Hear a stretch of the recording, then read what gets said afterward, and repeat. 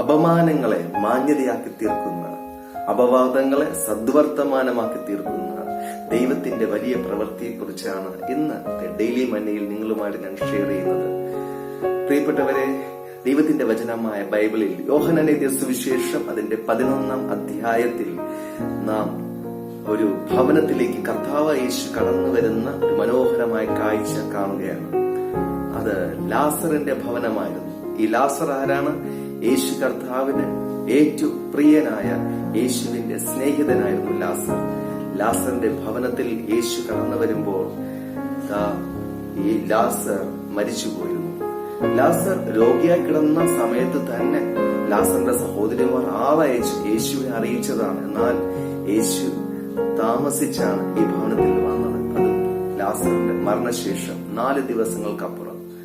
പ്രിയപ്പെട്ടവരെ, ഇത് കണ്ടുനിന്ന ഇവരുടെ പ്രിയപ്പെട്ടവർ, ബന്ധുക്കൾ, അയൽക്കാർ തുടങ്ങിയവരൊക്കെ പല അപവാദങ്ങളും പറഞ്ഞിട്ടുണ്ടാകാം. യേശുവിന് പ്രിയമായ ഈ ഭവനത്തിൽ എന്തുകൊണ്ട് ഇങ്ങനെ സംഭവിച്ചു, ഇവർക്ക് എന്തുകൊണ്ട് ഈ പ്രതിസന്ധി ഉണ്ടായി എന്നിങ്ങനെ തുടങ്ങി ഒരുപാട് അപവാദങ്ങൾ, ഒരുപാട് ചോദ്യങ്ങൾ ഇവർക്കെതിരെ ഉന്നയിച്ചിട്ടുണ്ടാകും. ഒത്തിരി അപവാദങ്ങളും ചോദ്യങ്ങളും കേട്ട് ജീവിതത്തിൽ ഭ്രമിച്ചുപോയ ആരെങ്കിലും എന്നെ കേൾക്കുന്നു.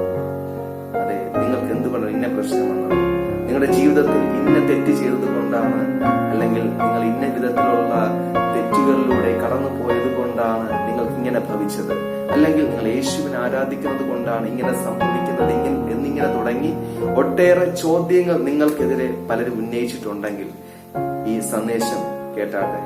പ്രിയപ്പെട്ടവരെ, ഈ ഭവനത്തിലേക്ക് കർത്താവ് യേശു കടന്നു വന്ന് 4 ദിവസമായി നാറ്റം വെച്ച് തുടങ്ങിയ ആ ശരീരത്തെ യേശു കർത്താവ് ജീവനുള്ളതാക്കി അവരുടെ മുമ്പിൽ നിർത്തുകയാണ്. തുടർന്ന് നമ്മൾ ഇങ്ങനെയാണ് കാണുന്നത്. തുടർന്ന് അനേകം ആളുകൾ ഉയർത്തെഴുന്നേറ്റ ലാസറിനെ കാണുവാനായിട്ടുകൂടെ ആ ഭവനത്തിലേക്ക് ഓടിക്കൂടുകയാണ്. ഇന്നലെ ദുഃഖത്തിന്റെ ഭവനമായിരുന്ന ഭവനം ഇന്ന് സന്തോഷത്തിന്റെ ഭവനമായി മാറി. ഇന്നലെ അപവാദത്തിന്റെ ഭവനമായിരുന്നത് ഇന്ന് മാന്യതയുടെ ഭവനമായി മാറി.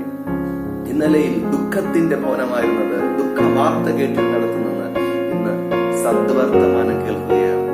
പ്രിയപ്പെട്ടവർ, നിങ്ങളുടെ ജീവിതം ഇപ്രകാരം ദൈവം മാറ്റുവാൻ വേണ്ടി പോവുകയാണ്.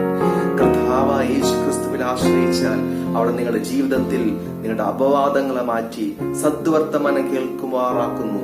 നിങ്ങളുടെ ജീവിതത്തിലെ അപമാനങ്ങളെ മാറ്റി അവിടെ നിന്ന് മാന്യത നൽകുവാൻ വേണ്ടി പോവുകയാണ്. നിങ്ങളുടെ ജീവിതത്തിൽ തിരിച്ചറിയുവാൻ കഴിയാത്ത വലിയൊരു മാറ്റത്തെ ദൈവം നിങ്ങളുടെ ജീവിതത്തിൽ ചെയ്യാൻ പോകുന്നു. അതുകൊണ്ട് വിശ്വസിച്ചാട്ടെ, പ്രാർത്ഥിച്ചാട്ടെ. ദൈവം വൻകാര്യങ്ങളെ ചെയ്യും. God bless you.